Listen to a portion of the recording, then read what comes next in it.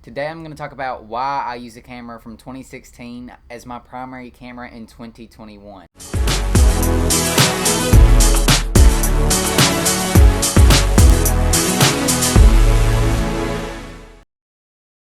What's going on, everyone? It's Rylan with Rylan's Amazing Photography, and today I want to talk about the Nikon D500 and is it still worth purchasing it in 2021. 2020 has been a crazy year, and 2021 is off to quite the crazy start, but photography still stands, and so the question is now pounding my head: is the Nikon D500 still worth buying in 2021? Well, I'm going to answer all of your questions and more today in this video, and I'm really excited to get into it. So without further ado, let's go ahead and hop into it. The Nikon D500 is a 20.9 megapixel camera, and it's an absolute beast. I use it for everything. It is my primary camera, and I'm proud to say that because this thing has been through a lot. I have gotten some amazing shots with this camera, and I'm still continuing to do so in 2021. Now, the first thing you're probably thinking is, well, 20.9 megapixels is not a lot. Well, you're right. It's really not. And in 2021, they have so much better. They have cameras now that can do like hundreds of megapixels.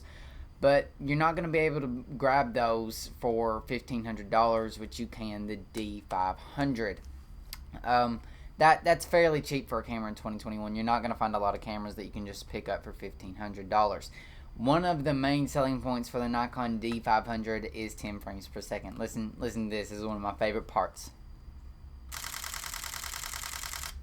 And you can do that. Not even kidding. You can do that for like, I think you can write 200 files at 10 frames per second before the camera even starts to buffer, which is absolutely insane. This sound is like music to my ears.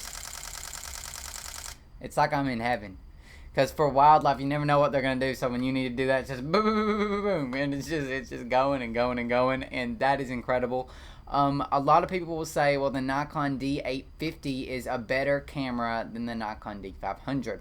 And while the Nikon D850 has a lot of things that the D500 can't do, used to I did, but I did my research and I determined I really don't see a big difference in the two. So you're probably thinking, Rylan, the Nikon D850 is full frame and the Nikon D500 is crop censored. And you're absolutely correct. The D500 is a crop sensor camera, but I am a firm believer that the Nikon D500 is the best crop sensor camera that Nikon has ever made. And I will stand by that until they make a better crop sensor camera.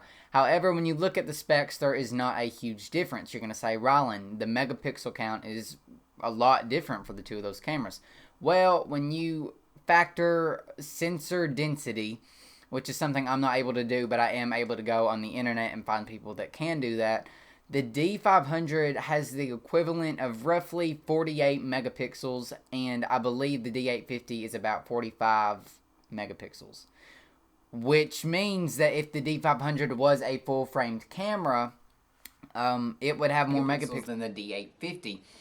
Which is bizarre, and it's hard to calculate, and it's hard to understand, but you're just going to have to take my word on this one. The D500 has the exact same autofocus system as what I believe to be a really great DSLR that Nikon has made. Probably the best DSLR that's a full-frame camera that Nikon has ever made, the D5. It has the exact same autofocus system as the D5, which is an outstanding performing autofocus system. It's always fast at focusing on the subject that I'm pointing it at, and it's always reliable. Very rarely do I miss focus due to the camera. If I ever miss focus, it's usually due to my error, as in technical error very rarely happens with this camera. I have used this camera for a variety of things. It is primarily what I'm going to call a wildlife camera because of the 10 frames per second. I mean, when a camera can do that, it's for sports and for wildlife, and the crop sensor makes it even better for wildlife because it allows you to get closer to your subjects with full-frame lenses on the crop sensor body. However, I have also used this camera for portraiture, for landscapes, and it's really great for that. I came into this camera after using a D3500 for quite some time, And this is a really great upgrade from the D3500. The D3500, if you're just getting into photography, totally recommend it. It's a great DSLR, and it's a really good startup camera. But the D500, this is a professional camera. It really kind of draws the line between enthusiast and professional, because you can be an enthusiast and use this, but you can also be a professional photographer and use this camera. And that is in 2021 still. This is a great camera. 10 frames per second is really a big step up. Even in 2021, there's still not a lot of cameras that can get 10 frames per second. The D500 that was made in 2016 can get 10 frames per second in 2021. So you might be saying, Ryland, the D850, which is pretty much the Nikon D500's main competitor, can do 9 frames per second. And yeah, you're right, but out of the box, the D850 cannot do 9 frames per second. When it comes out of the box, I believe it's 7 frames per second. But you're right, it can get 9 frames per second, but you have to buy a battery grip, extra batteries, battery chargers. There's a whole lot of additional accessories that you have to purchase for the D850 before it can reach 10 frames per second like the D500. And once you buy all of those accessories, you're probably looking at about anywhere from $800 to $1,000, maybe even a little over $1,000, to do what the D500 can do out of the box, and it's a cheaper camera. If you're looking for full frame, that's totally fine. I totally get that. And if you're really like diehard set on a full frame camera, but you want everything that the D500 can pretty much do, I would probably recommend the D850. But I would recommend the D500 over the D850, honestly. So I've been doing a lot of comparisons with the D500 and the D850. But this is not a comparison video in any means. It is, should you still purchase the Nikon D500 in 2021? And I firmly believe that this is still a good camera to purchase. If you're looking for a wildlife camera, I still believe this is the best wildlife camera on the market from Nikon. I don't think that any of the Z-series cameras are going to beat this in wildlife. I don't think any camera that Nikon's made can beat the D500 in wildlife.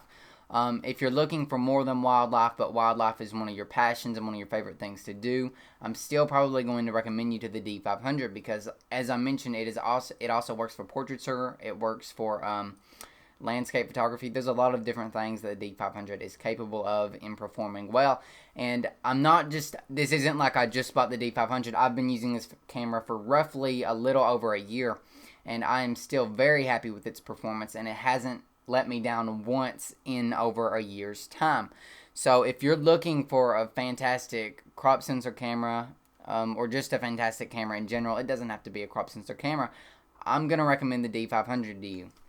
I do believe that we could be seeing a successor to the D500 in 2021 this year. That's right. I think that we might be seeing a Nikon D580 come out. If you want to see more about that, you can click right up here to see more. It's really interesting, and it was really like kind of blew my mind. I have a whole video on it if you want to check that out and you're interested in some camera rumors.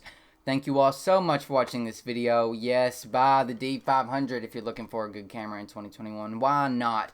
It's, like I said, it's fairly cheap, and it's got great autofocus, and it can do this. So definitely buy it. Thank you all so much for watching today's video. If you haven't already subscribed, it would really help me out a lot if you would go click that red subscribe button.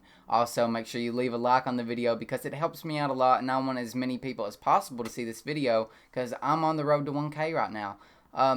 Thank you all so much for watching. That's all I've got for today. I hope you guys have an amazing day.